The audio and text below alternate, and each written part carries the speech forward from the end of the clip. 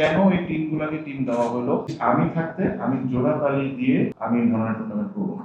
আমাকে আমাকে ধরতে হবে আপনার। যদি এরকম কোনো কিছু হয়, আমি যদি নিয়ম ভেঙে কোনো কিছু জায়গায় করি আর ওটার জন্য যদি প্লেয়ার্স আর বিসিবি সাফার করে, then I need to be accountable.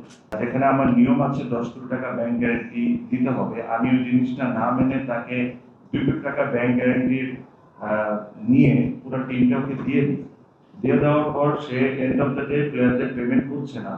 আমি যদি এই লিবার্টিটা পাই, আমি তো জানি যে এটা আমি করবো আর বিসিবি পে করবে, আমি লাভবান হতে পারি ব্যক্তিগতভাবে। এই সিস্টেমটা বন্ধ হতে হবে। এই সিস্টেমটা আমরা এই সিস্টেমটা খুব স্ট্রিক্টলি বন্ধ করবো। আমাকে ধরতে হবে আপনার। যদি এরকম কোনো কিছু হয়, আমি যদি নিয়ম ভেঙে কোনো কিছু জায়গায় করি আর ওটার জন্য যদি প্লেয়ার্স আর বিসিবি সাফার করে, then I need to be accountable. এই জিনিসটা শুরু করতে হবে, নাহলে তো এটা তো ফ্রি মানি। আপনি আসবেন, যাকে ইচ্ছা দিবেন, ও টাকা দেখ না দেখ বিসিবি তো পে করে দিচ্ছে। এই সিস্টেমটা আমাদের আনতে হবে। আর এটার সাথে যারা যারা জড়িত, খুব বেশি কষ্ট করা লাগবে না, আপনারা খোঁজ খবর নিলেই পাবেন যে কেন এই টিমগুলোকে টিম দেওয়া হলো যখন এই প্রসেসটা মেনটেন করা হয়নি। আর আমি এক্স্যাক্ট আমার নাম্বারে হয়তো একটু ভুল হতে পারে, বাট আমি যতটুকু জানি এই লাস্ট বিপিএল এ বা বিসিবির মনে হয় 14 থেকে 16 কোটি টাকার মতো লস হয়েছে, এরকমই কিছু রে সবকিছু মিলে 14 থেকে 16 কোটি টাকা আমরা একটা টুর্নামেন্টে লস করছি। এটা majority of them was because of Chittagong franchise, যেটা বিসিবি কে দিতে হয়েছে। আমার কাছে খুবই হাস্যকর একটা জিনিস লাগে যে আপনি টাকা স্পেন্ড করেই যাচ্ছেন আর কি কারণে স্পেন্ড করছেন?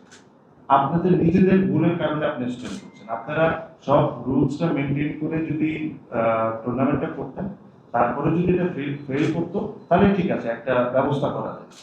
আপনারাই নিজেরাই বসে দায়িত্বে প্রত্যেকটা রুলস আপনারা ফেল করছেন। টিম দিচ্ছেন কারে? যাকে আপনাদেরই লোকজন নিষেধ করছে যে এদেরকে টিম দেওয়া যাবে না, আপনার তাদেরকেই দিচ্ছেন।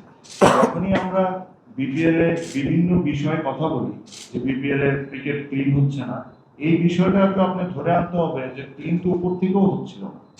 কেন আপনারা এই টিমগুলোকে দিচ্ছেন যাদেরকে নিয়ে অবজেকশন আছে? এটার পিছনে কি রিজনস, কারা এটার সাথে জড়িত?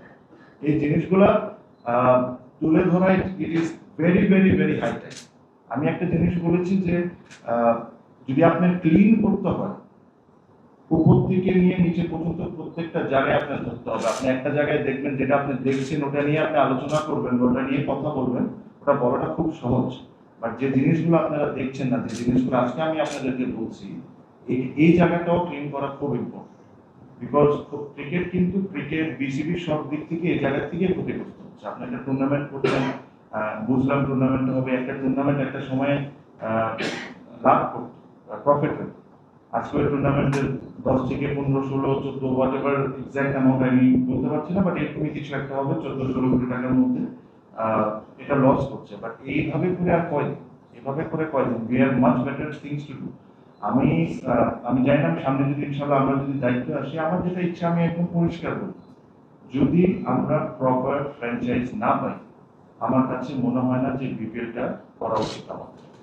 যদি আমরা ফ্র্যাঞ্চাইজ যদি পাই, যে ফ্র্যাঞ্চাইজকে আমরা বিশ্বাস করতে পারবো, প্লেয়াররা বিশ্বাস করতে পারবে, নিট অ্যান্ড ক্লিন ক্রিকেট হবে, যেখানে প্লেয়াররা টাইমের মধ্যে টাকা পয়সা পাবে, অবশ্যই আমাদের এটা it's a fantastic product that we have.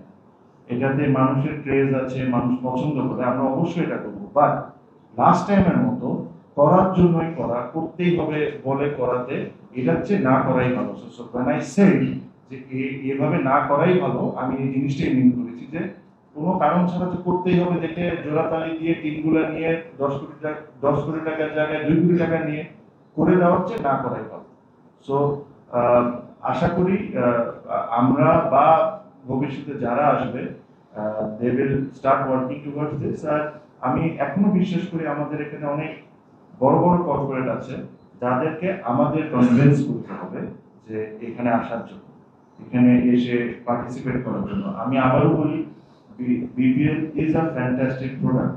BPL থেকে বাংলাদেশ ক্রিকেট টিমে অনেক ক্রিকেটারই এসেছে, আমিও এটার অনেক বড় ব্যক্তিগতভাবে ফ্যান। বাট এই জিনিসটা ইয়ার আফটার ইয়ার যদি এরকম ধরনের ইমেজ নষ্ট করে, এটা শুধুমাত্র বিপিএল এর ইমেজ নষ্ট হচ্ছে না, এটা বাংলাদেশ ক্রিকেট বোর্ডের ইমেজ নষ্ট হয়, আমাদের প্লেয়ারগুলোর ইমেজ নষ্ট হয়, আর অ্যাজ আ কান্ট্রি বাংলাদেশের উপর একটা খারাপ ইম্প্যাক্ট পড়ে। বিকজ যখন বাংলাদেশের বাইরে খেলা দেখে তখন মানে এই জিনিসটা একটা বলা চলা হয় যে বাংলাদেশের টুর্নামেন্ট একটা বিপিএল, এখানে নন পেমেন্ট ইস্যু, এত ধরনের কথাবার্তা।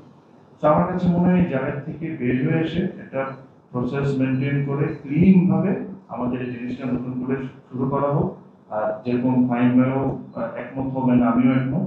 Again, I'm saying this, BPL is a great product, but we need to এই জিনিসটাকে ওয়ার্ক আউট করতে হবে প্রপারলি।